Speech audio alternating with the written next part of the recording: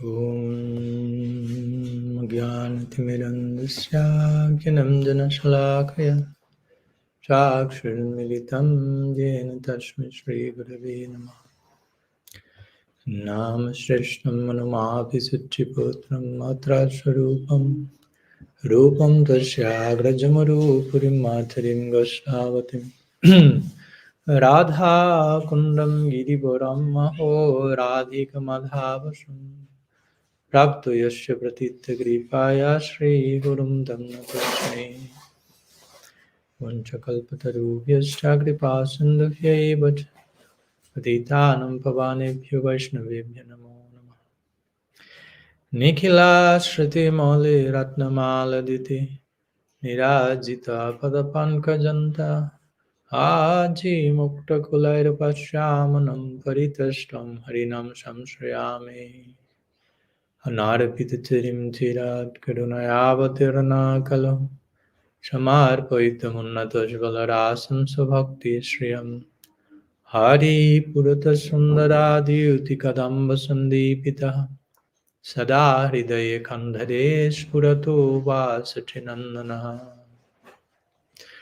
Ajanulambita Bujjo Kanaka Badato Sankirtanai Kapitaru Kamalaya Taksham Vishwambaro Dvijavaro Jugadharma Palo Vande Jagat Priyakaro Karunavataru Ladini Shakti Swarupaya Gauranga Hridaya Cha Bhakta Shakti Pradhanaya Gadadhara Namaste He Krishna Karuna Sindhu Dina Bandho Jagatpate Gopesha Gopika Kanta Radha Kanta Namaste Radhe Vrindavanadi Shri Karunamrita Vahini Kripaya Nijapad Shanmayam Pradiyatam Bhaktya Vihinaya Aparadh Lakshay Kshiptascha Kamaditarangamadhe Kripa Maitvam Sharanam Prapanam Vrinde Namaste Charanarvindam Vrinde Namaste Charanarvindam Shri Satyanandan Gaur Hari Ki Jai, Shri Shri Gaur Nityananda Ki Jai, Shri Shri Gaur Gadadhar Ji Ki Jai, Shri Harinam Sankirtan Ki Jai, Gaur Bhakta Vrinda Ki Jai, Gaur Premananda Hari Hari Bo. So, welcome to all, Pranam. Thanks so much for being here today. And we are continuing with our series of lectures and sharing mostly some main themes that have been included in my recent book on radical personalism, which of course are all topics connected to what our tradition is about: Gaudiya Vaishnavism, Krishna Bhakti, Krishna consciousness, as you may like to name it, from the perspective of being as personal as we can, as practitioners, as disciples, as guides, whatever the role of service, how we can honor this principle of radical personalism, of being personalists to the very root, to its very last consequences, so to say. So today, a topic was suggested to talk about Guru Tattva, a little bit from an maybe not the most typical perspective, if you want, and that's the perspective I took in my book. I wrote a whole chapter on the topic, and the topic of today will be something like the Guru crisis: navigating trust amidst betrayal. So again, of course, the Guru-disciple relationship is ideally the most beautiful possible thing that should be there. But also we have encountered a few templates or scenarios where the situation was not coming out as it expected, so to say, for one reason or another. Here we won't be addressing any specific details and points. Here I won't torture you with my unauthorized biography and so on. although I have some experience in the field about betrayal and so on and so forth. And probably, of course, that in part took me to feel the need to express some things that I felt were needed to be worded in relation to this topic. And I wrote a chapter in my book that is called Issues and Tissues Between Guru and Disciple. Actually, my original intention with tissues was you have different layers of something. So those are tissues. But most understood tissues like the paper that you use when you are like crying, which is also applicable. It's okay. But just clarifying which was my original intention when naming that chapter. Like issues and tissues, different layers to explore in the guru-disciple relationship. So today I may try to share a few thoughts and a summary, if you will, of that chapter, which is not a very short chapter. So I will just touch upon some of the few points. And I would like, first of all, to give some introduction, which maybe the introduction will be most of the class, about the ideal nature of the guru-disciple relationship and how both guru and disciples should, what to expect from each other in the relationship. Because again, it's a relationship. As we were talking yesterday, everything is relational. Bhakti means I'm developing my relationship with Krishna. And in the context of that, there is the relationship between guru and disciple. Relationship, which means reciprocal, two-way street. Two parts have the role to play in this particular equation. So I may first begin with that, and at the end we may consider a few words on how to navigate trust amidst betrayal. Like I also quote in my book one interesting word by Albert Einstein. He will say, if I will have 60 minutes to solve a problem, I will spend 55 minutes trying to understand the problem and then 5 minutes solving it. So today we will try to address the same thing. Before trying to go quickly how to solve this, first, let's understand the problem. Because many times we rush into trying to solve things, but we don't understand what is there to solve. And when we don't understand the problem, our attempt to solve the problem creates in itself a bigger problem. Because we are trying to solve something which was not the actual problem. So it's important to, first of all, we understand what is there to solve potentially. And then let's see what we can say about it. But and part for which I want to spend some time in that is also because, and why I'm talking about these topics, which for some people may be a little bit like unusual, I don't know, even controversial for some. For me personally, it's necessary. That's basically why. And because if we want to talk about healing trauma, healing abuse, healing pain, healing whatever healing women need, first, before healing, we need to acknowledge what needs to be healed. Again, first, before solving the problem, we have to understand the problem. Before healing, we have to spend some time acknowledging what we need to heal. Sorry. And then we have to address what needs to be healed. And we need to speak about that. And we need to find a language to talk about that. Sometimes we don't have a language to address certain issues. So if we don't have the language, we cannot talk about that. So we need to invoke a certain language so we can enter into these situations. Because if not, we are not talking about that. We may be silent about something that needs to be talked about. And sometimes, I'm not. This may not be an accurate comparison, but if you study the history of humanity, many of the main totalitarian regimes thrived because of people silently complying to them. I'm not just putting the responsibility on the audience, but in part, yes. So somehow we can also become one silent member, not with bad intention, but just because not having the language to talk about that, and somehow allowing certain abuse to happen, even in our lives or in others' lives. So that's it. Where to begin? We can share a few words about Guru Tattva. Guru Tattva is one of the most difficult tattvas to understand. Tattva means like different things: truth, reality, the reality of the guru, the truth about the guru, a category of existence, Guru Tattva. So to say, Guru Tattva is one of the most complex tattvas to understand. It's not so easy. Don't make the mistake of thinking, I already know about that one. So that's not so difficult, Maharaj. Maybe that means we didn't understand it. so if a tattva is one of the most difficult to understand, it means it's one of the most easy to misunderstand. Another way of putting that. So we should be careful because it lends itself to be misunderstood due to its very complexity. So guru, something that we can say, some basic points, you may all know this, so sorry to bother you with that.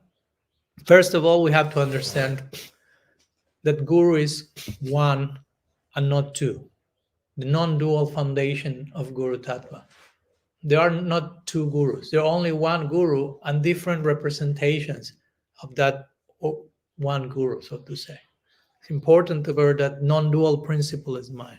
As reality is non-dual, we were talking some class ago, and on the base of that non-duality, there is diversity. So similarly, guru is a non-dual principle on which basis there is a multiplicity of expressions of that non-dual. So Krishna is the original guru, the one. In the Bhagavatam, he's called many times Parang Guru Guru, the supreme guru of all gurus. So as we mentioned, I think I mentioned that yesterday, before you consider an individual as your guru, first we have to make Krishna our guru. But we have to understand the original guru is Krishna, and the different representatives are there representing God's will. In the words of Krishnadas Kaviraj Goswami, you have Chaitya Guru, God in your heart, and the outer manifestation of God in your heart is the human guru that instructs you. But it begins with Krishna in the heart. So it's important to make that point. With this, I'm not downplaying one expression or the other. But we have to put everything in its proper place. And of course, when we speak about guru basically refers to the principle of divine revelation, of divine guidance.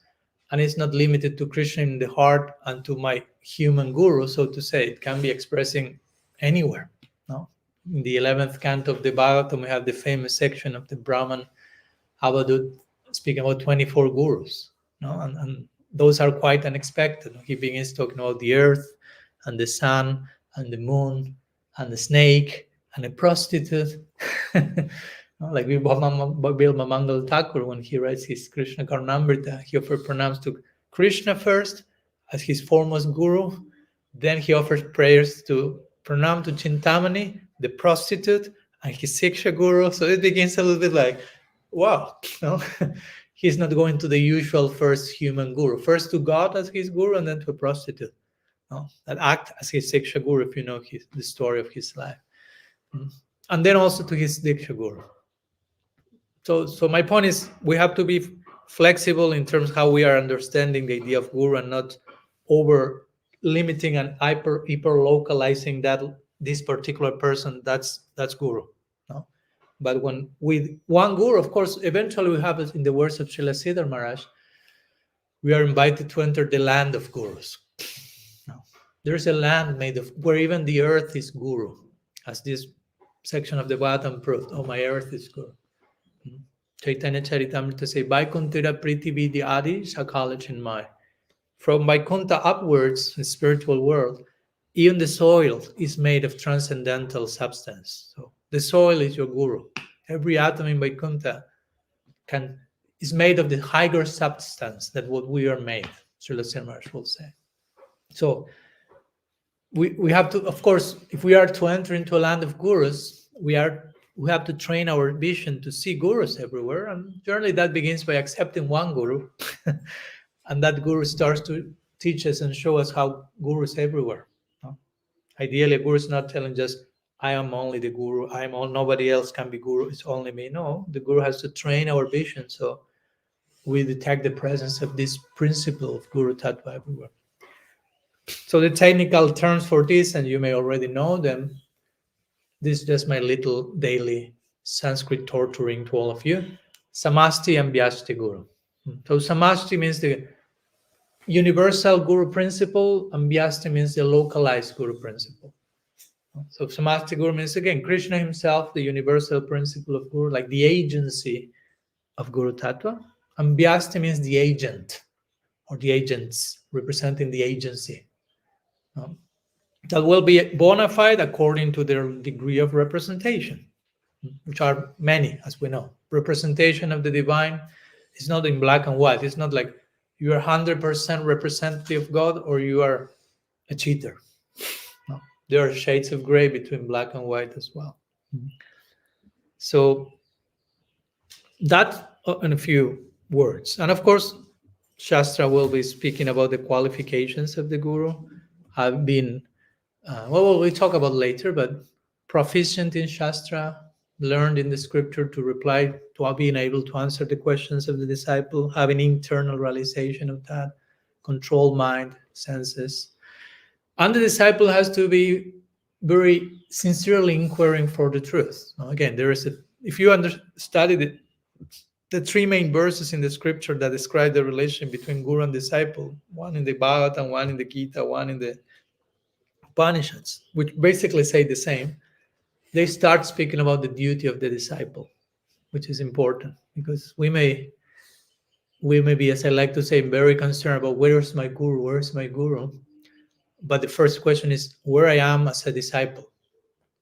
Is the disciple in me ready to see guru? Because if I'm ready as a disciple, I don't even need to find guru, but guru will find me. No. It's not so much about I'm going on a quest to get the guru. No, like I control the situation. No, you try to be honest about your inquiry for truth, your willingness to surrender in a healthy way, and you will be found, so to say. You will be found by guru. So the ideal nature of the relationship between guru and disciple, how the contract between the two is to be established, so to say, because it's a relationship. They have to know each other, have to love each other, serve each other. Rupa Goswami says, Visram Bena Guru Seva. That's the main line for us. Visram Bena Guru Seva. One is to serve the guru with Visramba, which means affectionate intimacy. A type of deep friendship has to be developed in the relationship. It may not be there on day one, but it has to go in that direction. Vishramba is very nicely described by Jiva Goswami as a type of trust and confidence so profound that the two parts kind of lose their sense of identity in the deep intimacy that they are sharing between one another. So that's a very interesting way of describing trust and confidence, and how ideally the relationship between teacher and student has to blossom and flourish. To be a guru is not a, to be a guru is not a position. To be a guru is service. That's important. It's not that, okay, I'm guru now. I have the position of being. No, that's a service. A service position is a position of service, not a position devoid of service or a position to be served. No, it's a position to serve like you have never served before, actually. I mean, if one thinks I will be a guru to be served, then better change your life prospect. That won't work. No. So it's a position of service. A guru is, as I like to mention, a guru is a servant of the faith of the disciple. That's the idea. The disciple has a faith, tender faith, and the guru is to nourish that faith, take care of that gradually blossoming vine. So he's a servant of the Shraddha, of the faith of the disciple. That's how a guru should ideally identify. It's not like I'm the master, I'm the owner of my disciple, I'm the whatever, but I'm the servant of the faith of my disciple. And I'm willing to accompany that student in whatever their faith may require, honestly. And of course, the student will reciprocate accordingly and lovingly to such a loving guide. Or Srila Maharaj always likes to say, Guru is our own potential appearing in front of us. That's a very beautiful way of putting it. Our own potential appears in front of us in the form of a guru. All that we can be is embodied in that figure. So in that sense, and the guru will help us to attain that potential. In that sense, we could say the guru is a facilitator of potential. That's another way of describing the role of the guru. The guru is trying to facilitate, to help us to attain our highest potential. And we, as disciples, are willing to allow that to happen, trying to not put more obstacles in the way. And also, as we say yesterday, both guru and disciple are first and foremost disciples. I mean, the guru is also a disciple. Even as guru, again, as guru, you are entering into a new role of servanthood, of service, of being a disciple of your guru, of your own guru, but also of serving your disciple. Again, it's ideally it's all to be conceived in terms of seva, not in terms of being served at all. That may be a byproduct that one has to accept in service also. It's all to be filtered in terms of in service to others. So guru and disciple are both servants, not only servants of their respective gurus, but they are servants of the common idea, a common goal, divine love. The two of them are working together for that project, so to say. Ultimately, the goal is Krishna Prem, divine love, both for the guru, both for the disciple, for everyone. So in that sense, guru disciple is it's a teamwork. The two of them are working together to nourish the ideal of divine love. Although, of course, the guru is ideally more advanced than the disciple. That's the idea. It doesn't mean that the guru cannot still attain newer and newer degrees of divine love, because the nature of divine love is always expanding. You follow my point? Even if you're an Uttam Mahabhagavat, the highest type of the book, doesn't mean that you cannot continue expanding your love. Actually, the opposite. If you are on such a level, you will be really expanding and expanding the unlimited limits of love. So both for the disciple and for the guru, both will be serving that unending, ever expansive ideal of divine love. So in that sense, it's a teamwork. And also an important point is that in one sense, of course, the classical template is that the disciple is learning from the guru. But we should not forget that also the guru will be learning from the disciple. Not in the sense that the disciple will lecture the guru and Guru, sit down that I will instruct you today. Today is my turn. No, I'm not saying that. But I'm saying that if a guru is advanced and bona fide, he or she, just in case, will be able to learn from everywhere, to draw teaching from. The more advanced you are, the more capacity you have to learn from everyone, including your disciple. You follow? It's not that I'm guru, I have nothing to learn from you. I'm only here to teach you. That doesn't speak so well about the adhikar of the guru. The guru is very advanced. He or she will be, and technically speaking, the guru will have more capacity to learn than the disciple because he's more advanced. She's more. Therefore, we could say the guru will, in potential, will be able to learn more from the disciple than the disciple from the guru. You follow my point? It doesn't mean, again, that the disciple will be lecturing the guru, but I'm just saying that in principle, the guru fits more, he or she's more advanced, he or she will be more capable to learn that sometimes the disciple may be capable to learn from the guru. We gave the example, I don't know when, yesterday, of Vyasadeva. Vyasadeva for us in the Bhagavata and in the whole Vedic tradition is like the archetype, prototype of the guru figure. On Guru Purnim, we celebrate once a year Guru Purnim. Actually, that's Vyasadeva's birthday. So that's Vyasa Purnim. So, but we call it Guru Purnim. So then you see how close Vyasa is to the ideal of being a guru. And he in the Bhagavatam is being the guru of Sukadeva Goswami, of so many others as well, but mostly of Sukadeva Goswami. He's instructing Sukadeva in the Bhagavatam, and then what? Sukadeva Goswami speaking Bhagavat to Parikshit Maharaj, and where is Vyasadeva there? He's among all of you in the audience, listening to his disciples speaking Bhagavatam. So again, the guru being willing to learn, even if it comes from his, if the divine current is coming, I don't care if it's my disciple, my cousin, my dog, my guru, It's coming. Let's be there. Krishna Bhakti Rasa Bhavita Abmati Kriyatam Yadi Kutopi Labhyate. Famous verse by Rupa Goswami. So one is to look for this Krishna Rasa. Kriyatam Yadi Kutopi Labhyate. It doesn't matter from where it's coming from. If you have Tatra Laulam Apya Kalam Mulya, if you have real greed, you will just take it from wherever it's coming. It's not like I only will take if it comes from my guru, not my disciple, or from this person, from this lineage, from this affiliation.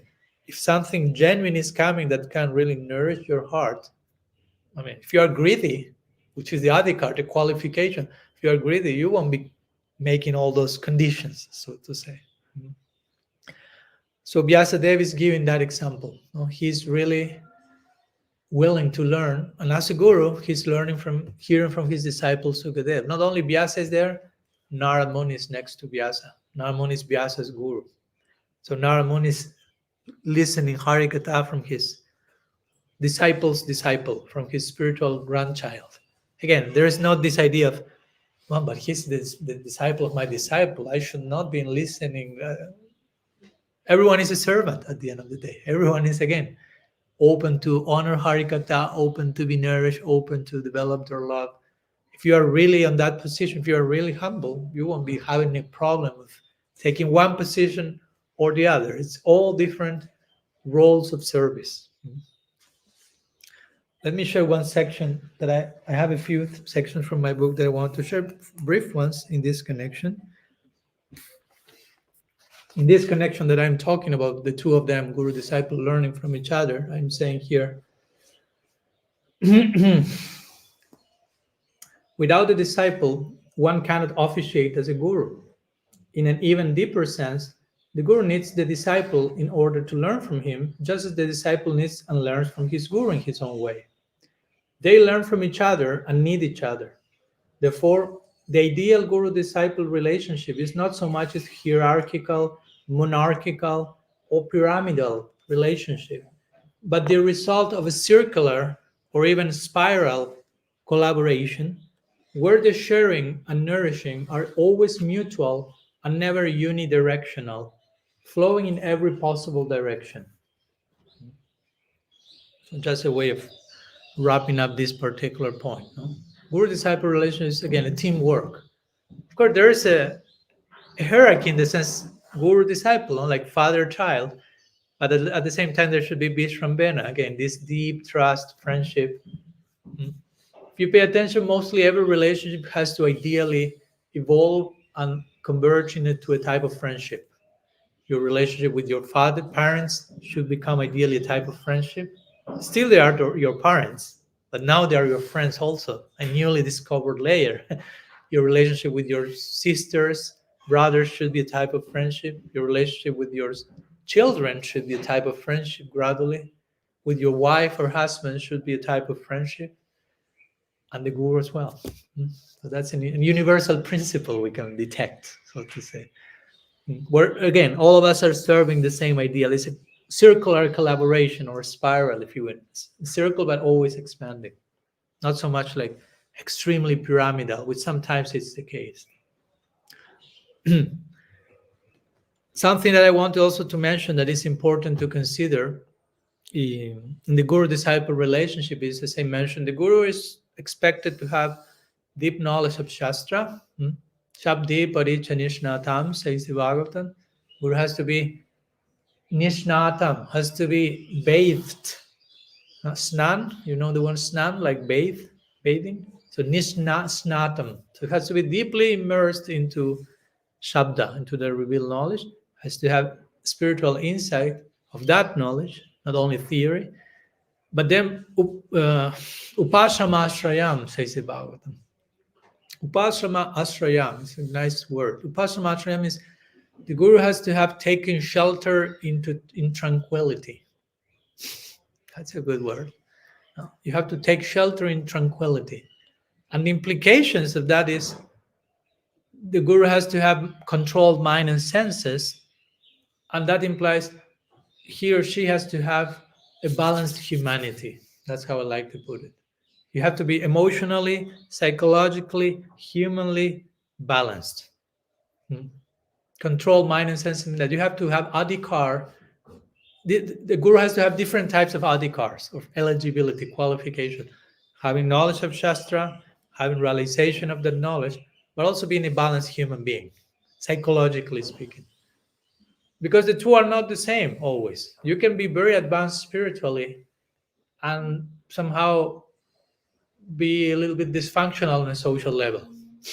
It can happen. You can learn the stories of, I don't know, Bamsidas Babaji Maharaj, no? Even Gorkishore Das Babaji. They were hyper advanced. But on the dynamics of relating to one another on a social level, they were avadut. They were like from another world, so to say. So they were not so much into the dynamics of relating to the world and instructing people and guiding them and addressing their own situations, because they were otherworldly.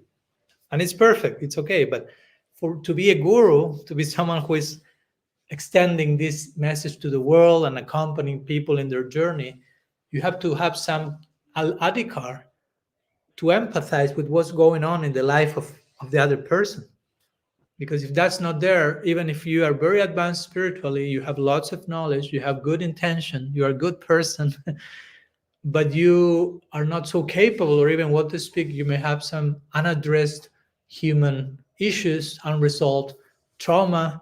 It can happen. I mean, who is free from that? I mean, there are so many layers of that.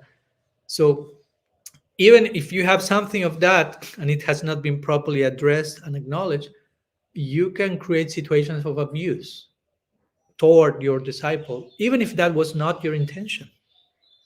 You may not have that intention at all, but your own unresolved issue ends up being poured into the other person in the context of the relationship. Mhm.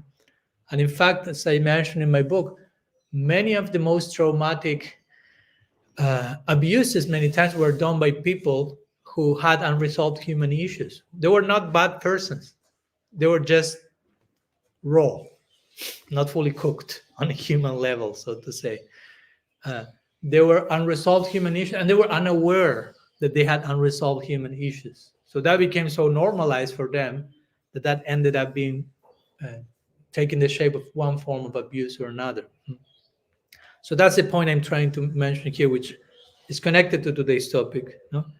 If these unresolved issues are not first acknowledged, and I'm not talking here only about the guru, no? We, a disciple, have to also have that same discipline. If we do not address that, we are just perpetrating the same pattern over and over again in time. You are passing that on to others. As I use the expression in my book, sometimes in the name of parampara, we may end up passing unresolved trauma to others. That's not parampara. No, parampara is not to pass to the next generation your own unresolved trauma, but to resolve your trauma and pass to others the result of your resolved trauma, so to say, the experience of that, the maturity of that, plus so many other things. Mhm. Again, all the things can be happening unconsciously. I'm not saying that there's bad intention there, but unless we become aware and work on that, we may be just passing unresolved issues. And the new generation may be taking that, thinking, oh, this is divine revelation coming from parampara. And sometimes, yes, but sometimes it's unresolved trauma that I need to separate. Mhm. Mhm. But of course, again, ideally, a guru is someone with balanced humanity, apart from knowledge of Shastra and inner realization. And in that sense, a guru becomes what I like to use the term, an elder, no? An elder figure for us. You know, we all need elders. If you study humanity in all these different traditions, the tribe, the village, there was always the elder there, and it was like a person with experience, with how to say, humility, with knowledge, with wisdom, with willingness to help.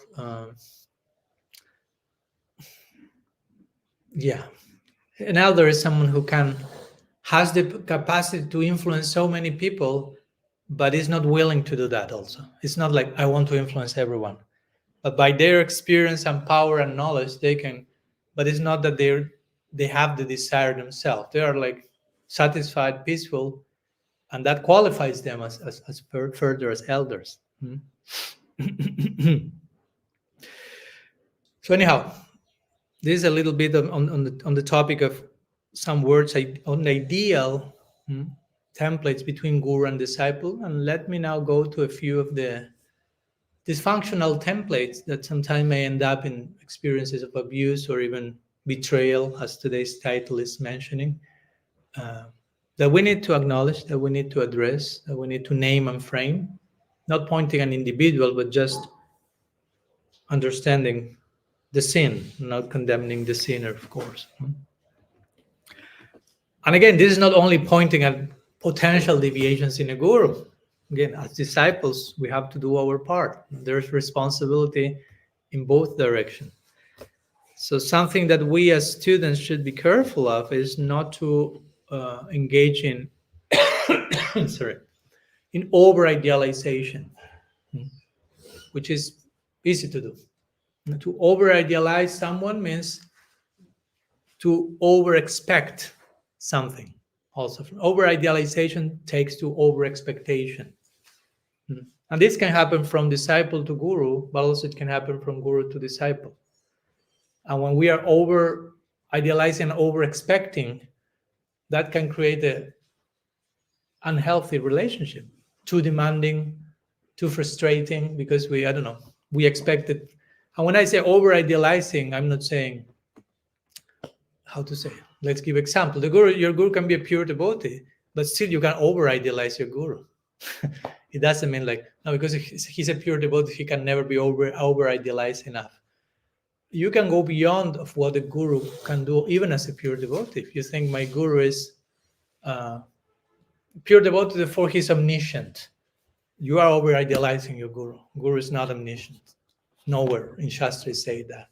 Or because my guru is a pure devotee, he's omnipotent and he can do anything like Krishna.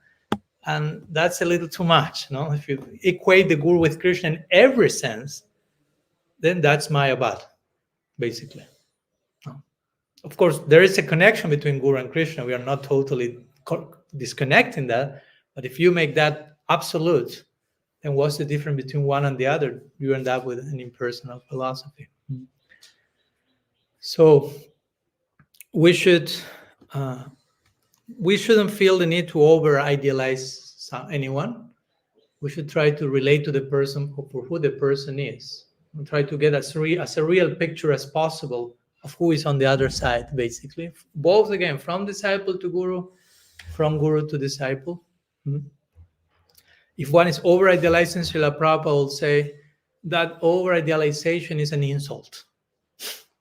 Interestingly, he expressed like, if someone sees you and starts to see you for more than what you are, and starts to praise you for something you are not, that's actually an insult.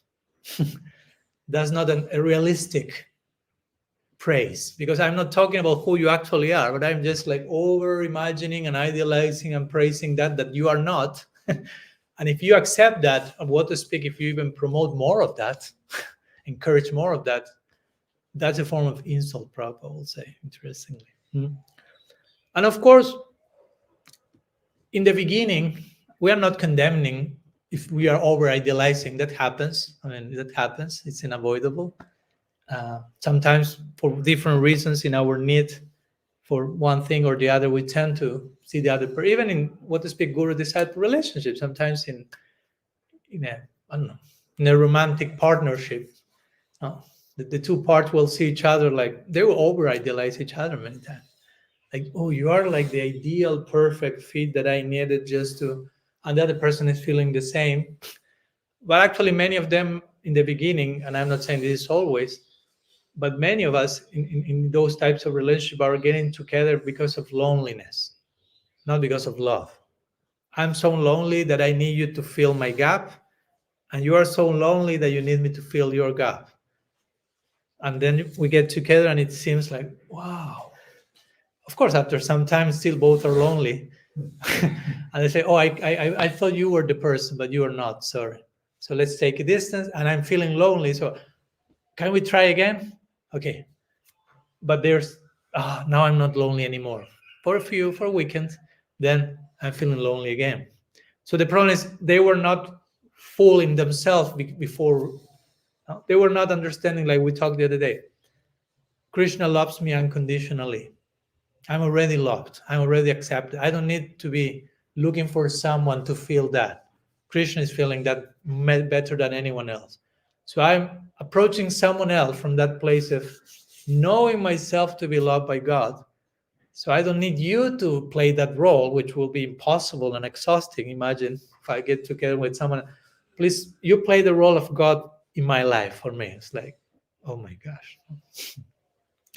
So if both of us already get together with some foundational balance and fulfillment, we won't be over expecting from each other. We won't be over demanding from each other. It will be a more balanced, realistic relationship. So in a different way, between guru and disciple, somehow there should be something like that. Because if I, as a disciple, I approach my guru with unending, unresolved human issues, probably I will expect that my guru becomes my psychologist, becomes my financial advisor, my romantic coach, my friend, my father, my husband. Sometimes you have all these different. So we may be looking for the guru for the wrong reasons, basically. So it's the role of the guru also to make sure that the disciple is looking for the guru for the right reasons. It's part of the role of the guru to take some time to filter that appropriately. And again, in the beginning, there may be over praise, over expectation. Can you move so I don't lose sight? Thank you. So at the beginning, there may be over expectation, over idealization, and the guru may see that. Okay, these new disciples are like thinking that I'm like whatever, that I came from the spiritual world, while the guru knows I'm not coming from the spiritual world. And the guru realizes, okay, I cannot stop them from thinking like that immediately. They may need to think like that for a few days, for some time. They may need like to be a little bit like even fanatical sometimes. Like when a child thinks, my daddy is the best daddy of the world. And they will tell that to other children as well. My daddy is the best daddy of the world. Okay, they have a few years to think like that. Eventually, they will realize there are other daddies, and there's a place for every child to think the same from their daddy. And I need to learn. And probably my daddy is not the best daddy in the world either, but he's my dad, and I love him for all the things. But also, I'm seeing his faults and all, but I love him despite, including all that. But in the beginning, we may be more, again, over idealizing, over expecting, fanatical. So the guru can see, okay, this is coming from my disciple. I have to allow that for some time. They may need it. But the guru has to be very careful that he or she is not buying into that game. You follow my point? The guru may receive a lot of praise or a lot of dedication from their disciple, but also the guru has to have the adhikar, the capacity to process all the dedication and praise that is coming. To process in terms of service and not to think, oh, this is for me, I'm this, I'm that, and so on and so forth. Because if the guru is receiving more dedication from people than he is able to process, that may compromise his her standing as a guru, his position. You follow my point? If you have 3,000 people every day praising you, worshiping you, falling at your feet, I'm not saying that's wrong. I'm saying you have to have some capacity to digest that without thinking you are the center of the universe, basically. So the guru has to be very also careful and humble, acknowledging this is how much I can process this, and establish a situation that is sustainable for the guru, for the disciple. Because as we mentioned, if it's not handled properly, over idealization, over expectation leads to dehumanize people. If I over idealize you, I'm not allowing you to be who you are, but I'm putting you in something, into some place that you are not. So I'm dehumanizing you in one way, and I'm putting you as you are my superhero. Not It's not so much about being human beings relating to one another, but putting someone on a superhero pedestal, because many of us need our superhero.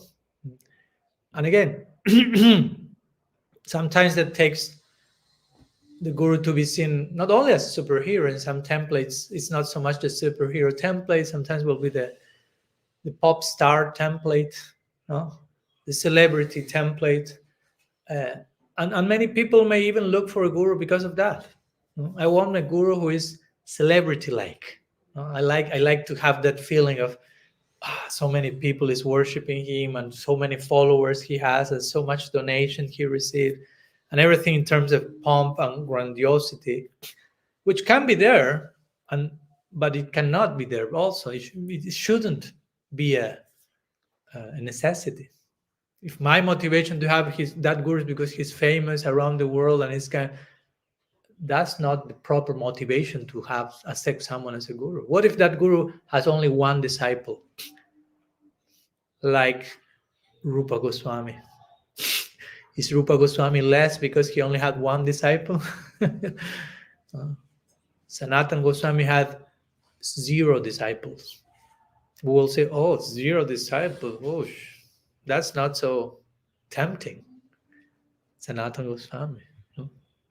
You follow my point? It's not about who has the biggest following or who has the greatest anything, huh?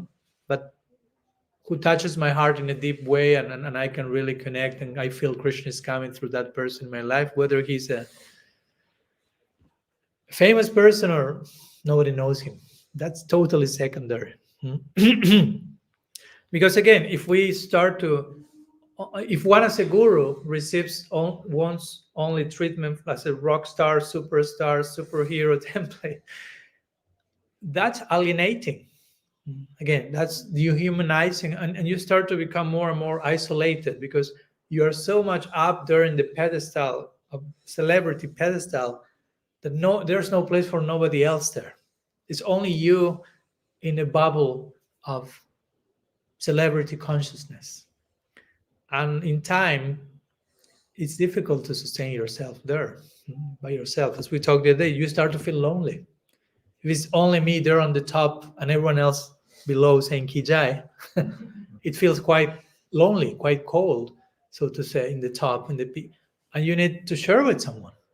And that's why sometimes even some practitioners serving in that capacity left the situation because they needed to come down to earth, so to say, and relate to someone in a more human level, to share from an equal place. So also that's very important, I will say, for gurus to have peers, to have friends, to have equals.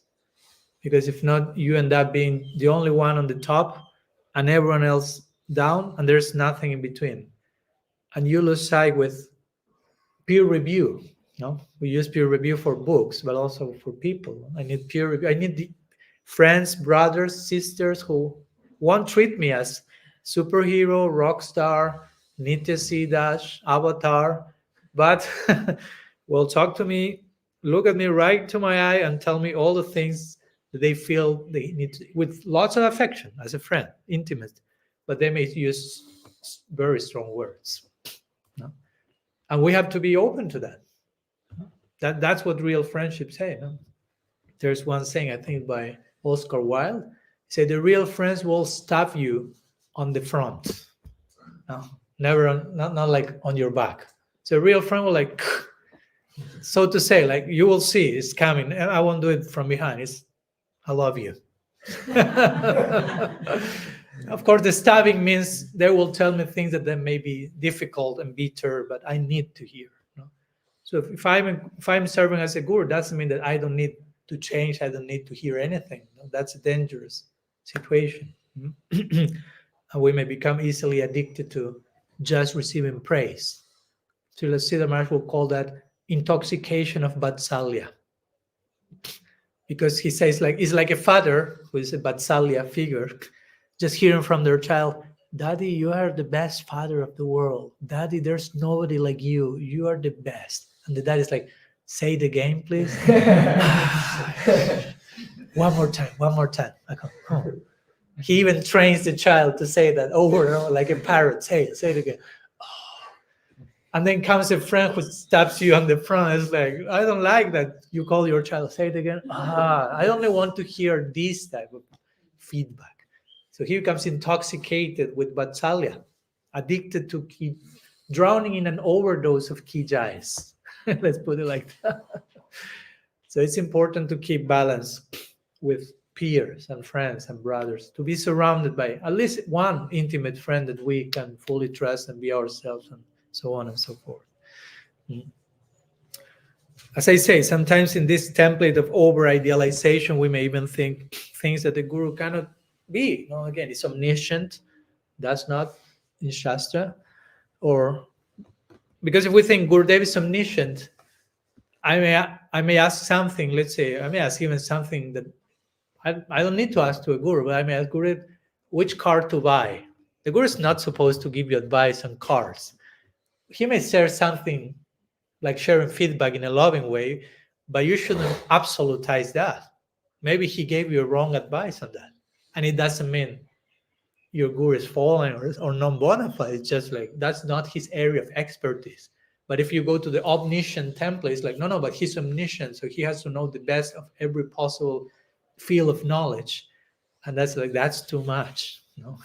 Don't over expect that, because we'll be suffering so much. Because if my guru says, okay, buy this car, and you buy the car and it ends up be a disaster, and you will be like, but Gurudev knows everything perfect, so it has been my mistake in some way, and you start like to go crazy yourself or feel shame because something I must have gone wrong, because he cannot ever be wrong in anything. And it's like, relax a bit. Probably he was wrong in that, and it's okay. And there comes the test. I'm willing to love my guru despite some mistakes. Of course, when I say some mistakes, I'm talking, we should make a difference between grave mistakes and mild mistakes.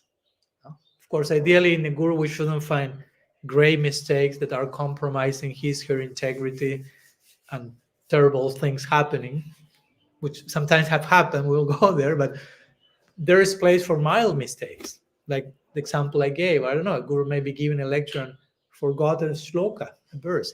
And it's not like, okay, that's a lila. He's testing us to see. No. He forgot the shloka. No, it's okay. It's okay. He's not less.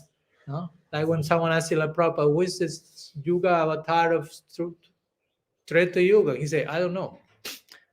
He replied like that. And it's like, Prabhupada doesn't know something. No? Relax. He's still Prabhupada. I mean, you can still love him in this. He's offering you a chance to love him unconditionally. Because you can love him despite he forgot something. That's also an important point. How much we're willing to love our guru or Krishna or whomever unconditionally. Sometimes we don't allow ourselves to see any imperfection because we are not ready to offer unconditional service. Many times it's, I only love you if you are perfect. Which that speaks more about our limited capacity to love. Because if you show me that you are not perfect, my whole faith collapses and everything is a hoax. And I say, no, who says that? You have to be willing to offer love unconditionally, which means despite imperfection, I love you. So there can be some imperfections, some, again, mild mistakes. We have to be able to separate between the two. Because if we don't make this separation, just a mild mistake will make our faith collapse, or we'll try to dismiss that altogether, or whatever. Or if there's a grave mistake, we will try to over justify that. No, it's just a lila, and sometimes we need to address things as they are, basically.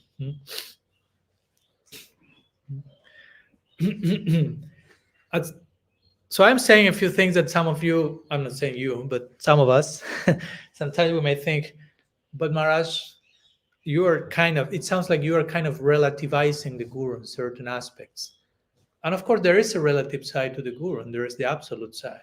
And there is the absolute side where Krishna flows through that representative, but there is a relative side when there are things that some shortcomings, some mild mistakes can be acknowledged, and it's okay. It's not getting in the way of the other thing.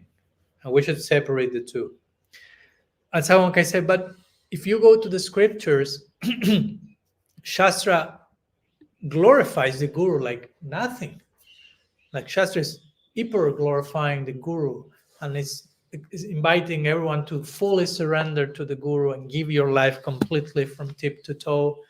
So yes, and I'm not denying that Shastra is hyper glorifying the guru, but it's not over glorifying the guru. As I mean, you can over glorify your guru. Like I say, you can say to him, "You're omniscient, Guru." There, that's over glorifying the guru.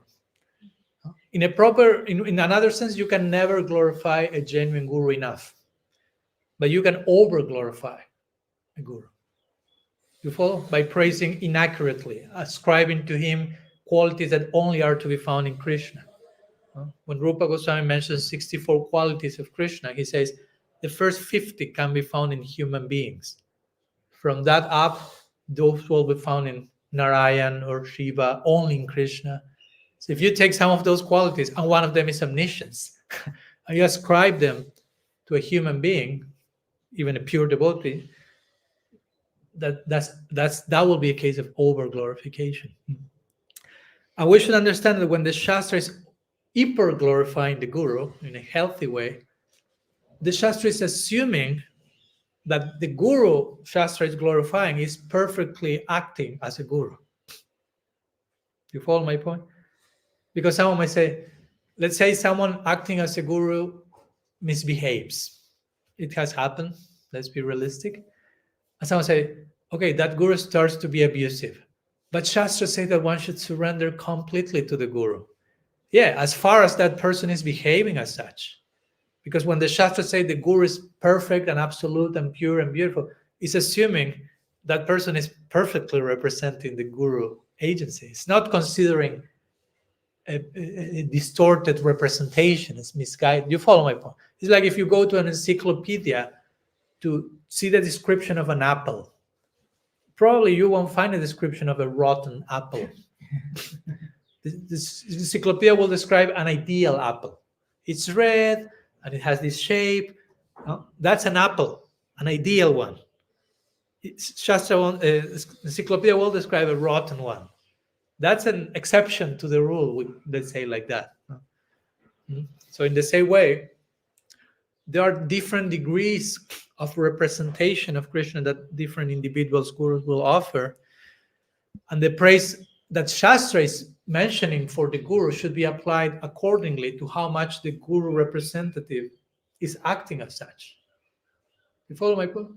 If you as a guru are representing, properly acting as a guru in an 89%, let's put it like that, so whatever Shastra is saying about the guru applies to you 89%. There is an 11% that you are not acting up to the expected ideal, so to say. And again, if a guru is misbehaving, to that degree, that person is not guru. We shouldn't surrender to that, because that's not guru. That's a misrepresentation of the agents. It's like if you find a policeman. So you as a civil person are ordered to respect the policeman, and as long as the policeman is representing the police department. If the policeman's behavior is divorced from the police department, I won't obey that person. I won't submit to that person because he is corrupted. He's not following the police department. Follow the analogy. If he is following, okay, policemen are someone who will ideally protect and take care and so on. But if you're using your position of power to corrupt and abuse, you are not representing the police department. So you are no longer worthy of my submission and surrender or trust, whatever you want to put it. So that's also a point I want to clarify when we read all the things in Shastra.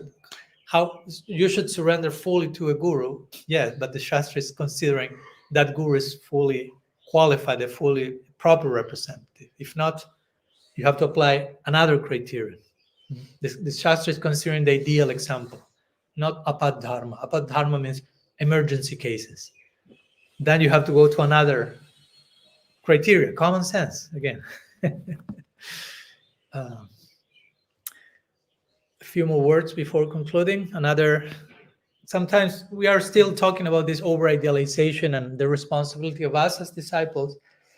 Sometimes we may tend to this idea of every single guru is necessarily the Nutan Bhagavat and the highest type of devotee, or Nitya Siddha coming from Golok Vrindavan, uh, and whatever that means for any person.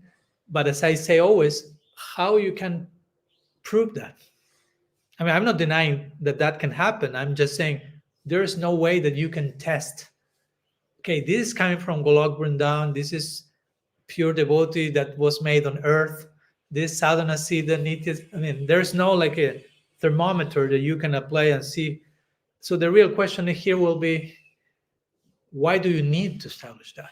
Why do you need your guru to be a nitya siddha coming from Golok Vrindavan? Why? Why your faith needs that? You follow my point? Sometimes not so much. Oh, you are an offender to my guru because you say that he's not coming from Golok Vrindavan. Because sometimes that happens. No? We'll say, I don't know. I've heard about saying, okay, if the guru is not in the highest possible position and it still serves as a guru, he's a cheater. And it's like, no, that's not like that. There's more nuance to this. Now, many of our acharyas say you can be a guru acting on a Madhyam platform, on not necessarily the Uttam platform, but sometimes we enter more into the aparat neurosis. No? Don't dare to hint that any guru can be less than Uttam. That's you are an aparadi. So we were talking yesterday. Sometimes this label of aparadi can be a little heavy and a little too much. Because someone can commit an aparat, I mean, who is free from that? But it doesn't mean that everything we are doing is an aparat. But sometimes someone commits an aparat and is labeled as aparadhi. Like your whole being is made of aparat or something like that. And that's not the case, no? So we should be also, I mean, there's lots of weaponization of the aparat term.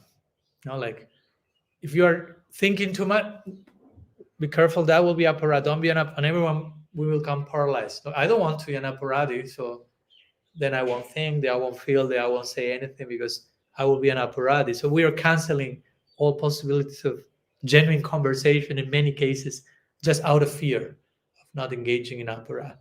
Aparat means you have a bad intention in your heart. I mean, technically speaking, aparat is not some accidental mistake you made. Oh, I stepped into the shadow of the deity. I'm such an aparat. I mean, if you didn't have the intention, that's not counted as aparat. It's where your heart is that makes an aparat or not. So we should also like decompress a little bit this pressure of aparat neurosis, so to say. And as I mentioned, in Shastra, it does not say that all gurus should be nitya siddhas or perfect beings, eternally liberated, because that also poses a problem. As much as we think that will be a blessing, if I tell you that every single guru comes from the spiritual world, means they have no experience of all the things you are going through in your conditioned state. So, in other words, they are not capable of empathizing with what you are going through. So, how much can they guide you? How much they can understand what you are going through? So, you follow my point. I mean, at least for me, that doesn't sound very compelling, very attractive. No? Even questioning the process, whether it's possible to achieve that level. Exactly. Because if not, it doesn't give too much hope. Everyone who is a guru already is coming from, nobody can reach there from here. It's not that, okay, I would like to reach that guru position, not from that place, but it doesn't speak too nice about bhakti, about the power of bhakti. Nobody here can reach that. Everyone comes from above. No? So yeah, it can actually undermine our faith instead of nourishing it. And again, and if we say all the gurus are only coming from the spiritual world, we are suddenly deprived of a role model to follow and see, okay, I can study the life of that person and be inspired with how he or she went through all those struggles and ups and downs and mastered this challenging scenario. But if they are eternally liberated, no, that was a lila. No. Sometimes we have this reductionistic capacity, like, that's lila or achintya or aparad. We know which word to invoke to stop the conversation from flowing. So again, if someone is eternally liberated, they are deprived of all this nuance of the journey and experiences that we need role models to empathize with. Mm. Like again, example of the Bilba Mangala Thakur that we know he went through all this situation with a prostitute, and he's not less of a siddha, of a perfected being, by going through that. On the contrary, this is like, wow, that inspires me. Mm. When there's this biography of Bhaktivinoda Thakur called Swalikita Jivani, and I know many devotees do not like to read that and do not allow to read that. Because in that biography, Bhaktivinoda Thakur speaks openly about his pre-Gaudiya chapters, where he was even non-vegetarian and he was for some moments connected with Advaita Vedanta and other traditions. But for some, it's like, that would better not read that because I will put Bhaktivinoda Thakur in a relative light. But if you have the proper foundation, it's like, wow, I'm so inspired by his journey, and he is Bhaktivinoda Thakur. Wow, so I can identify with that. So anyhow, I think that's important. As I mentioned, the actual question is, why do I need to make even my guru need to see the Bhagavatam Bhagavata? Is because of my strong faith, or is because of a lack of faith? Because externally, it's like I have so much faith in every guru that I say and know that everyone is need to see that. No, that's not strong faith. That's weak faith. You want everyone to be the best, because if not, you cannot deal with the situation. You are not willing to offer unconditional service. If they are not the highest, I don't want to be connected with that person. Sometimes it can be even an elitist thing. I want my guru to be the highest of the highest always. So by extension, I am the highest because I'm connected to the highest. Mm. Or even sometimes we may also over-idealize the guru as a way of not taking responsibility as disciples. No, Gurudev, you are a mission, you know everything. Whatever you say, I will do. And if then something doesn't work, it was your fault because you told me to do this. I just surrendered. You follow my point? So that can be, again, unconsciously sometimes, different ways. If, like, we as disciples may not be doing our part. And entering into a relationship, sometimes guru-disciple relationship can end up in very strange templates like codependency also. That can happen. Although externally it seems like surrender, there's actual codependency. You are using the external form of surrender to avoid the internal substance of surrender. As we say yesterday, we can use humility, surrender, all the things, the external form of that, and make a performance of that to avoid internally actually going through that. So what to speak if one of the two in that relationship is a narcissistic person? If you're a narcissistic person, the perfect, how to say, the perfect fit for the narcissistic person is a codependent person. And sometimes that can happen between guru and disciple if there is not proper awareness, proper preparation. And there can be lots of spiritual bypassing in that relationship. In the name of spirituality, we are just bypassing, evading, escaping. So, so that's something. On another thing, also, we could say, because that question has come, for those who have been connected with someone serving as guru who eventually didn't happen to be up to the occasion, let's put it like that. If you want to say they fell down, I don't know, that expression sometimes a little bit strange because it sounds a little bit like he fell down. I mean, we fell down. We don't fall down. We are falling continuously. I remember once I was talking to a devotee in Argentina. He said, like, I don't fall down too often because I stand up sometimes. Now, because the devotee sometimes will say, oh, sometimes I fall down. And this is what we'll say. Sometimes I stand up. I'm mostly falling down. No? So what do we imply with these words?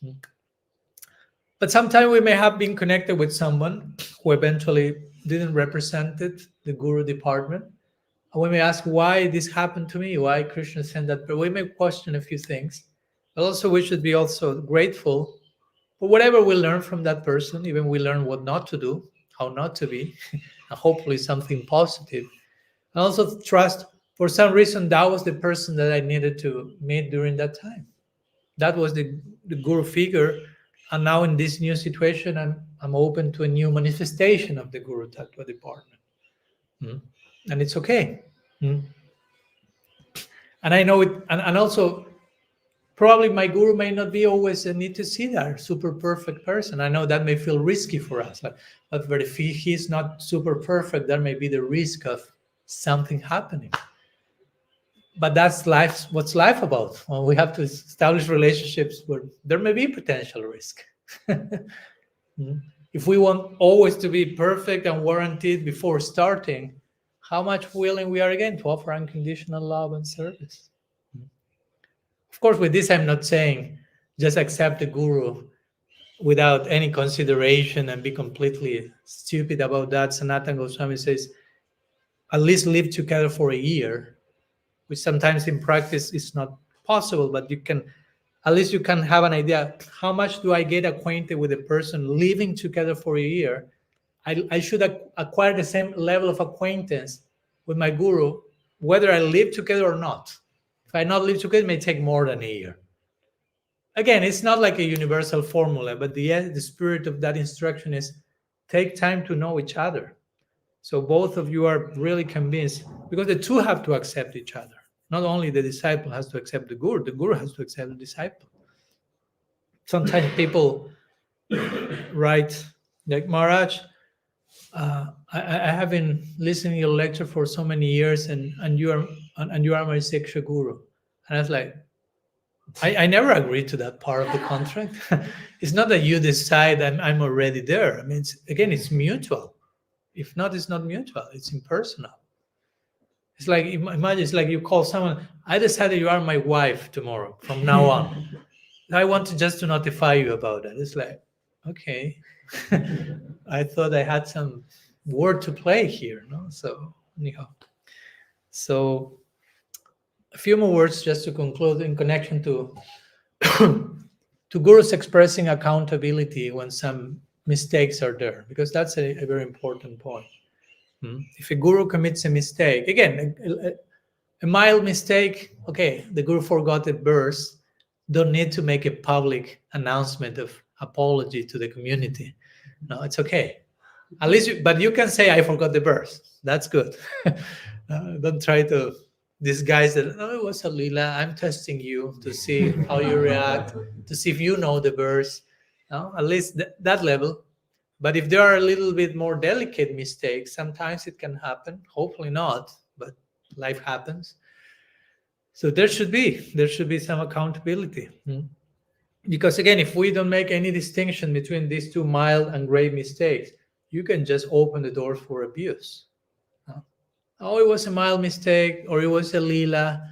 Gurudev is testing my surrender by abusing me. No. It's something else. No? I'm speaking in general, of course. I'm not addressing any specific situation, but it's important that we make some distinction. Let me share one section from here in that connection. In connection to the dangers of relativizing, absolutizing the relative side of the guru. It says, if I have absolutized the relative side of my guru, well, I already mentioned that, but I will reread it, and he advises them wrongly on some relative issue, then my over-absolutizing faith will collapse. Or B, since the guru must always be right, then I will blame myself, experience absolute failure, and enter an endless trip of brutal feelings of shame and guilt. Yeah. So we have to have everything in place, and the guru has to be willing to be held accountable. That's the English word, yeah. And if that's a delicate thing, that has to, even I would say, and you have that in history, genuine gurus have allowed the public to witness their own correction in order to promote education on a societal level. That's very humbling. If a genuine guru publicly acknowledges a mistake that needs to be acknowledged as such, whomever witnesses that, that's a lesson. That's a humbling lesson. That's inspiring. Like one example, Vyasadeva in the Bhagavatam, slightly different but connected. Vyasadeva is totally frustrated after compiling all the scriptures and feeling, I have failed. He's not hiding that. He's making that open. I mean, we know, all of us know about that. The whole world knows about that. And the result of that public acknowledgement of shortcoming, so to say, is the Bhagavatam. Then Narad came, instructed Vyasa, and the Bhagavatam came as a result, and our whole lineage revolves around the Bhagavatam. So our whole lineage, we could say, comes as a result of a genuine guru correcting himself. So that can be so powerful. That's my point. Not only inspiring, but that can create such a powerful thing. So it's important that we hold people accountable for their behavior. That's not chastising people. That's actually genuine affection and love and concern. Even if I want to practice compassion for other people, one of the ways to properly express compassion is first to start setting boundaries and holding people accountable. Compassion is not just, oh, you do whatever you want, it's okay, I love you, I have compassion. That's not compassion. That's evasiveness. Real compassion is I'm setting boundaries, holding you accountable with affection, with love, for your behavior. Sometimes in delicate cases, that can even take not only the guru correcting the disciple, but the disciple correcting the guru. Narahari Sarkar mentions that in his Krishna Bhajanamrita. He says if the guru deviates from the proper behavior, the disciple should talk to him in private and try to correct him in a loving spirit. Again, not like now I'm your guru, but emergency situation, the disciple will take a spirit of service and express it from that place now, which of course, ideally, hopefully no disciple has to go through that because that will imply your guru is deviating. But if that's happening, there is a place for showing your affection to your guru by correcting him, her in a loving way to please, Gurudev, go back to the proper path. This is not correct. This is not what you taught me all this time. This is not what Shastra says. This is not your own teaching. Please come back. Again, if guru and disciple both are sincere, it ultimately doesn't matter who corrects whom. If the two of you are open, willing to grow, feeling that yourself students forever, in the words of Srila, it's not that the guru, oh, now my disciple is correcting me. If that was accurate and I needed that, the guru will take that, and vice versa. Although that may be more exception to the rule, but again, exception happens sometimes. And again, here we go to the importance of being having open relationships, close relationships, both as disciples, both as gurus, where we can be held accountable, we can be shown what we can do best. I mean, we don't need to do something terrible to be corrected. Again, I mean, sometimes we end up doing something terrible, but before that terrible thing, there were slight deviations taking place till it finally takes shape of like, oh, this happened. So we need to be cocked before that big thing happens, so to say, and be properly held accountable.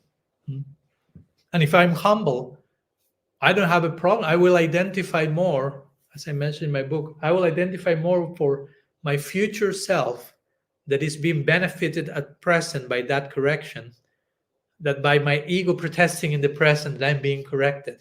That may be uncomfortable, but if I'm deep and intelligent, I will realize this is really blessing me for the future to be a better person.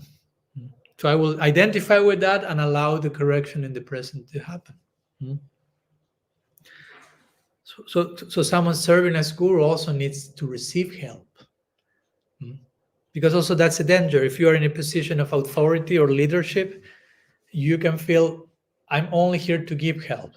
And you can also, this is a delicate thing, try to get the point. Someone like serving as guru or anyone, but I'm pointing about the guru. A guru can derive self-worth from never needing help, but always offering it. You follow? From that place, they will derive their self-worth. I'm always helping others. I'm always helping others. I don't need help. I don't need help. That's not self-worth. No. I mean, it's nice to help others. I'm not against it, but also you need to be helped. You need to learn how to receive. It's not only about giving. Sometimes receiving is more difficult than giving. Because if you have to receive, you have to be humble to receive also. You have to know from which place to receive. So it's a humble receiving. As a good receiving help, receiving correction, receiving mercy, receiving affection, receiving whatever, you have to also receive. You have to give. So anyhow, some thoughts I want to share. As I mentioned, maybe all this is more like of an introduction. It's 55 minutes, although it was 1 hour, 20 minutes in this case. We have the 5-minute remaining of how to solve the problem of navigating abuse or betrayal. But I want to share some of these words because sometimes, again, so we are not naive and we are not just over-idealizing, over-expecting, but also we don't end up going to the other extreme of being cynical. Because generally the most cynical people are the ones who began being over-idealistic. They're over-idealistic, they are betrayed, they go to the extreme of cynicism. And we need to be in between those two. We need to learn how to trust with criterion and common sense. Discerning, but also learning to trust, even if we have been betrayed. And I know that being betrayed is one of the most painful things in your life. And I have personal experience of that. So I know I can walk my talk, so to say.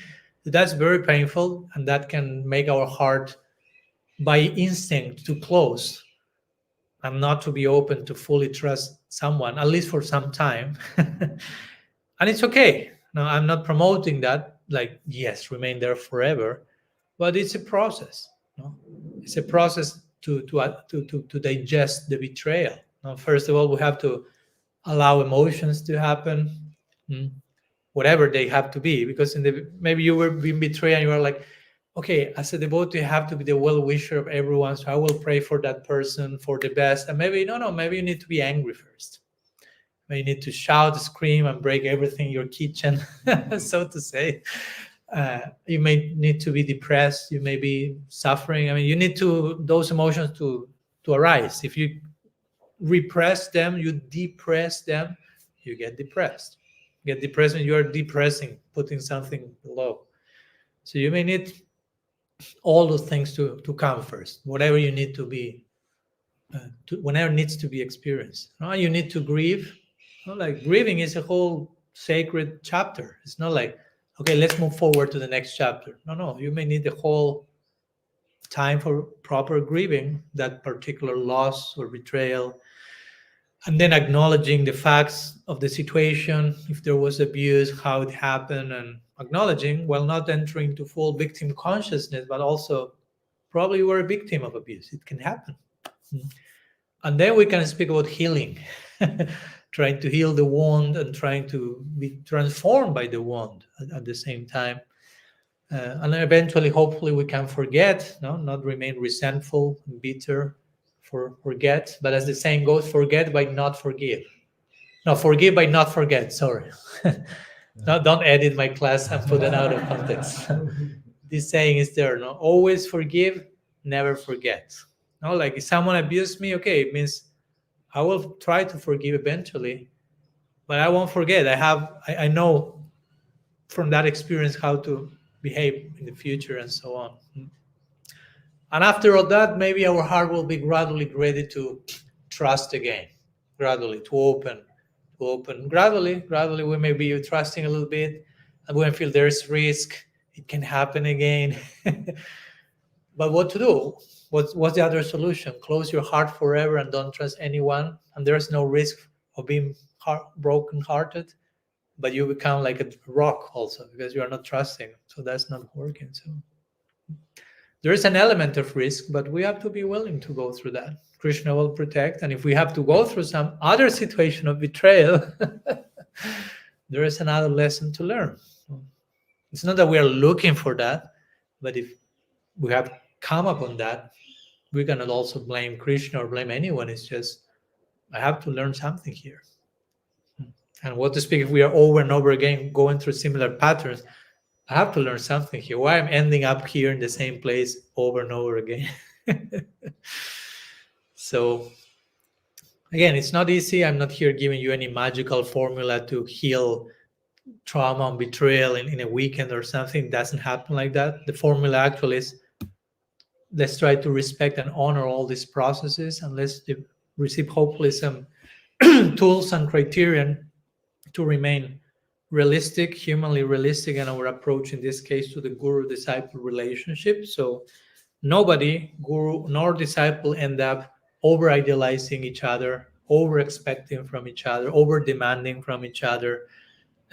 And each one can develop a healthy teamwork connection based on the actual capacities of each other, and accept that in a more normalized, realistic way. Anyhow, some thoughts. I hope that sheds some light and hopefully prevents some avoidable traumatic situations, or helps to heal traumatic situations we may need to heal. So we have a few minutes. If someone has questions you may like to present on connection to the topic, ideally. Maivan has one there. So please, yes. You were talking about the missions of the guru, and I feel sometimes it's a way, considering the guru as a mission, is a way to give, to surrender in all the parts of our life. So how to know which parts of our life should be addressed on the guru? Mhm. Well, the guru's function mostly is to, according to what the scriptures describe, the guru is, sometimes we say, spiritual guide. So the guru is to guide us on a spiritual level, to teach Shastra. Let's put it more technically. The guru is to teach the scripture, the truth presented in the sacred revelation, to explain it to the disciple, to address the question the disciple may have in connection to, again, who God is, what's the process to connect with Him, to develop the relationship, what's the goal of life. All these truths, all this area of knowledge, the guru has to be able to express and present to the disciple, and address his, her doubts, and of course give a proper example of supporting those teachings with his, her daily behavior. Period. That's it. That's all. I mean, that's not little, just in case. No, it's not only that. No, I'm not saying you are saying that, but of course, my point is, in some cases, of course, the guru may be. In some cases, it doesn't have to be a rule. In some cases, the guru may assist the disciple in some other areas of his, her life, if he's capable or he's willing, the situation demands. But it doesn't have to be a rule. Again, as I mentioned, my guru doesn't have to be a professional psychologist. And if I need professional assistance on a psychological level, in that case, the guru will say, go to a psychologist. I'm not a psychologist, and you need that. Like you need some, you are ill in your body. Guru may say, I'm not a doctor. Go to a doctor. You are ill in your mind. Go to a doctor, psychologist. I'm not. Or if the guru has some capacity to help, okay, but we shouldn't be like expecting all that. So again, the guru may be willing to help with that, but even if he helps with that in a way that is not accurate, like I mentioned, maybe the guru may have good intention and tries to give some advice on a more whatever area of knowledge which is not the spiritual area, and the disciple takes that and everything is good intention, nice, but in times it's not working, then the disciple should be willing or open to question the accuracy of that instruction and be okay and talk to the guru, even like, Gurudev, you told me this in this situation, but it's not working. So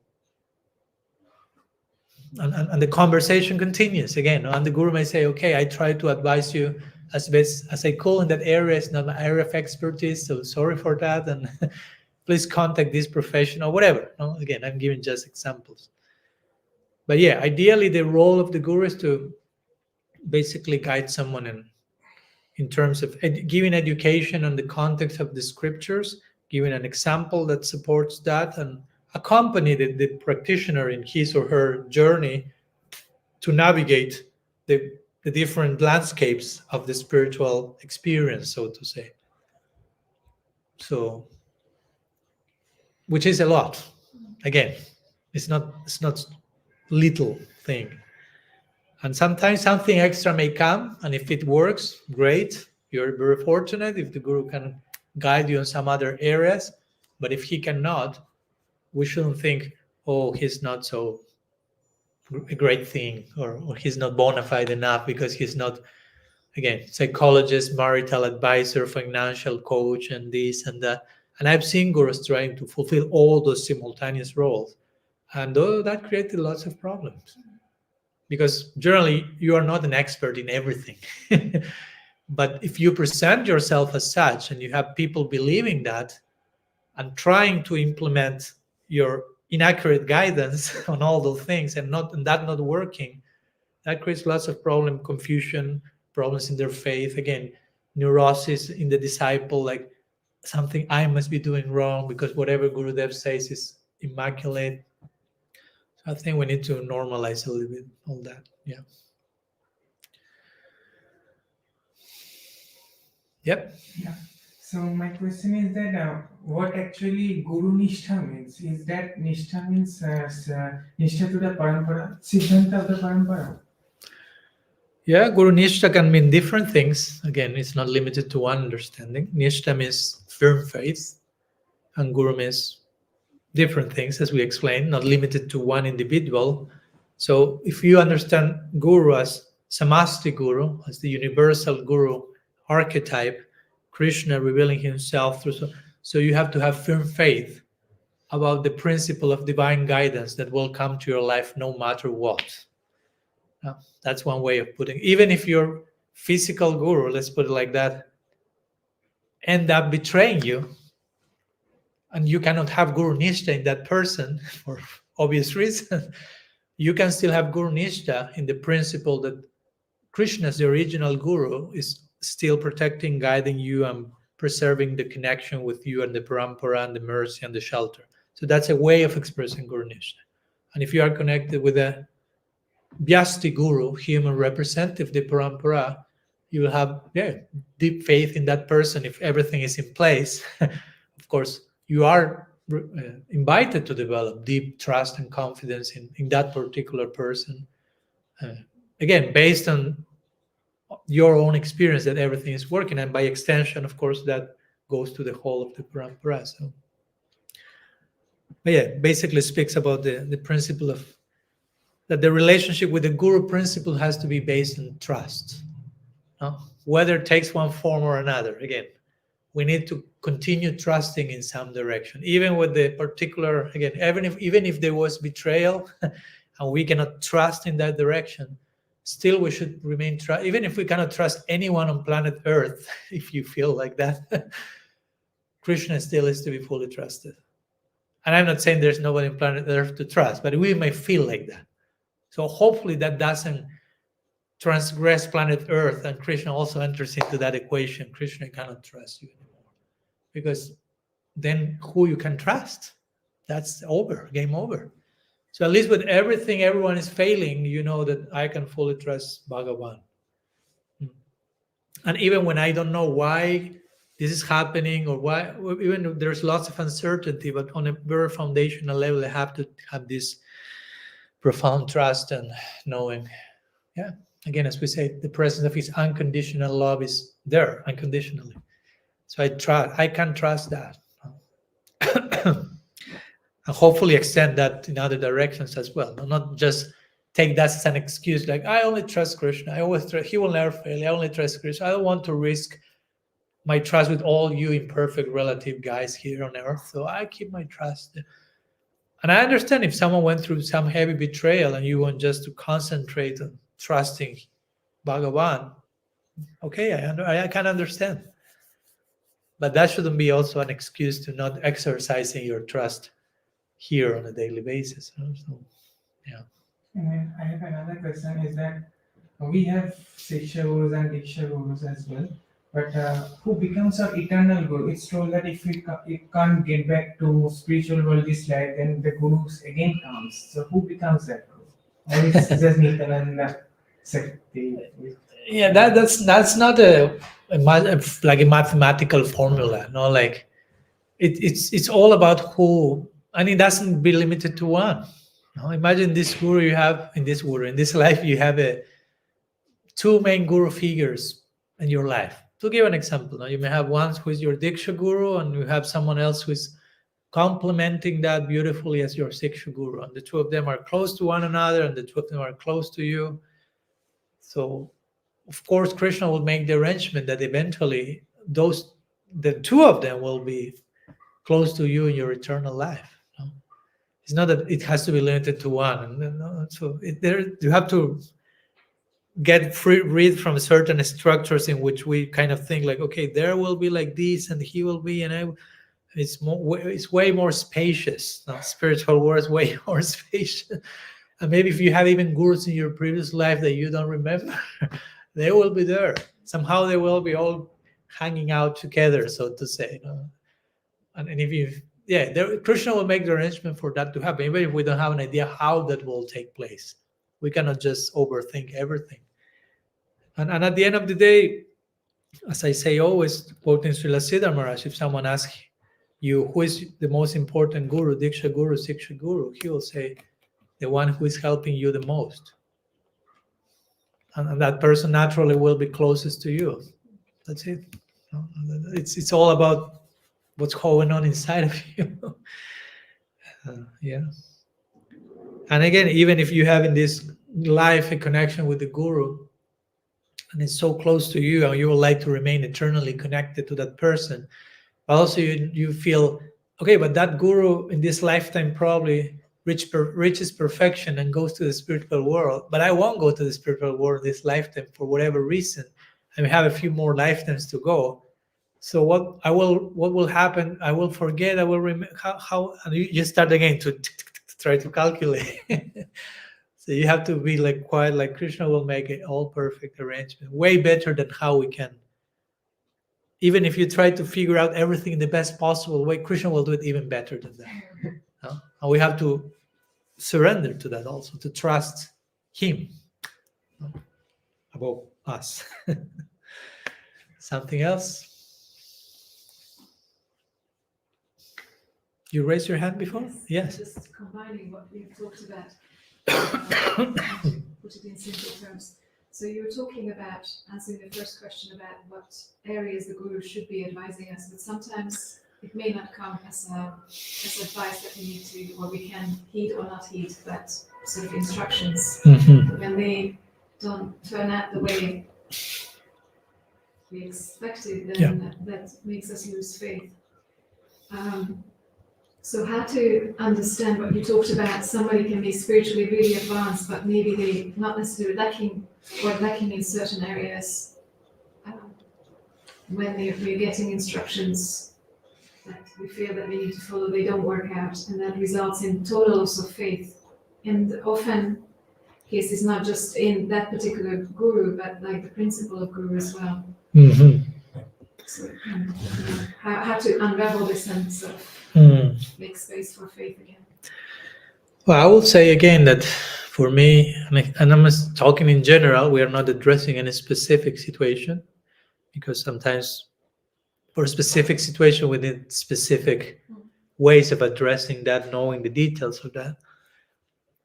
But I would say it's crucial that dialogue is kept between guru and disciple, which I know sometimes it's not so easy, and that's another layer of the problem, because traditionally let's begin with it. Traditionally, a disciple will go and live with the guru, and they will live together and talk to each other and live.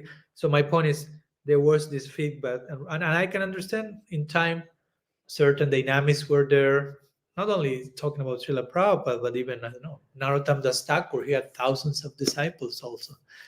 So we see that there are references with there, and I'm sure Narottam Das Thakur was not having time for talking personally with thousands of disciples because his day had 24 hours, like hours, not thousands of hours. But somehow or other, and I don't know, different forms can be there. There should be some arrangement to have a. I mean, Prabhupada, although he had thousands of disciples, he spent quite some time writing letters, and at that, lots of time. I mean, that takes time to keep communication and contact, and as much as he could. And of course, there were local leaders trying to represent him, and maybe for some, they were more like local guides, so to say, although sometimes they didn't represent him that nicely. So many varieties are there. But I would say that if the guru gives an instruction that sounds like, okay, there's no two options here, it's like, do this, and you try to do it as best as you can, and it's not working, whatever that may be, the not working, there should be a place for one to talk to one's guru and present, it's not working for me. There should be place for that. It's not that you should be ashamed because it's not working, like feeling, again, I must be wrong because it's not working. You can be open to that. Okay, probably I'm doing something wrong, that's why I'm not working. I'll spend some time trying to pray and be introspective and see if there's something I have to change so it works. Or maybe the instruction of Gurudev was for me to fail. I mean, to do that and fail and learn the lesson through that. I don't know. I'm talking in general again. Some situations may not be the case, but in some cases, I'm not saying that he had the intention to do that, but sometimes, yeah, Krishna's will can operate through a surrender agent to say something that took us to some form of failure, and through that failure, learn a lesson that we wouldn't have learned that otherwise. That can happen also. But also, it can be the case that that's not happening, and I'm getting more traumatized and more affected, and it's not getting better. I'm not learning any lesson. I'm drowning here. So you have to talk to your guru, and one has to have, hopefully, I mean, the guru hopefully has common sense. And if the disciple say this is not working and I'm losing my faith in the whole parampara principle, hopefully the guru will be willing to adjust and not just like continue insisting till it works, which basically is burn out to death. So again, a guru has to be sensitive enough that sometimes, and Prabhupada had that common sense. He sometimes gave instruction, disciple will tell him it's not working. Okay, so let's try like this. I mean, it's again, it's a dialogue, it's a communication, teamwork. Like I mentioned in my book, a guru ideally shouldn't. It's not so much that the guru is telling the disciple what to do. Ideally, it will be the guru is hearing with the disciple what God's want the disciple to do. It's like a mutual hearing and conversation. And again, I know that requires dialogue, communication, intimacy. In some cases, that may not be the case. Hopefully, there is some representative playing that role, because we need close figures in our life, like mentors that we can take shelter in. And again, I'm speaking in general. I know that specific situations may have their specific issues, but I would say that dialogue is key. It's key. If I cannot talk to my guru, that's like how much of course, we can say the relationship is transcendental, is beyond words. I get the point, but who is on that level also? No, most of us needs, and one of the duty of the disciple is pranipatena, pariprasnena, sorry, as the Gita says, to present questions to the guru. To present questions means to have communication with I have to present questions. I have to present the question. I have this doubt, I have this struggle, or this not working, or I want to share, whatever you need to share. So that implies there is some dialogue going on, ongoing communication. I mean, that will be the ideal template. No, there's place for communication. If something is not working, and one tried, it's not working, There's a place for sharing that. The guru is someone who has common sense, will be hearing with the disciple, will make the proper adjustments. Let's continue, and hopefully it works more next time. Uh, yeah, I will say that. No? And if for some reason one cannot communicate with one's guru, and one tried to follow that instruction as better as one could, and it's not working, it's getting, then one has to take a decision for oneself to make some adjustment to that without entering into a guilt trip that I'm disobeying my guru and I'm betraying him and I'm like an aparadi and that long list. After having tried as best and without having the chance of talk to him. Again, I'm taking that like the last resort. Not like cheaply, oh no, it's not working, so I will not do it. I'm not saying that. But I'm not saying go to the extreme that you lose all your faith in the whole principle of parampara just by pushing yourself too hard in the name of following your guru. In the name of following your guru, I lost all faith in the parampara. It's like, that was not the idea. Something needs to be adjusted in between. No? Again, that's as much as I can say talking generically. Again, specific situations may allow me to offer more specific advice, but we are publicly talking here, so we are addressing situations in a more general way. So I hope that helps in something. Okay, so almost 2 hours here, so I think we have had our dose for today on the topic. We need time, as we need time to grieve and process betrayal, we need time to digest and process what we are sharing every day. So we will stop here, and thank you so much for your presence, your time, your attention, your sincerity. Sriman Mahaprabhu ki jai, Shri Guru Parampara ki jai, Shri Shri Gaur Nityananda ki jai, Shri Shri Gaur Gadadhar ji ki jai, Shri Hari Nam Sankirtan ki jai, Shri Mayapur Dham ki jai, Gaur Bhakta Vrinda ki jai, Gaur Premanand Hari Bol, Vanchakalpatarubhishcha Kripa Sindhubhya Cha, Patitanam Pavanebhyo Vaishnavebhyo Namo Namo. अनंत कोटि वैष्णव वृंद की जय गौर गौर हरि बोल।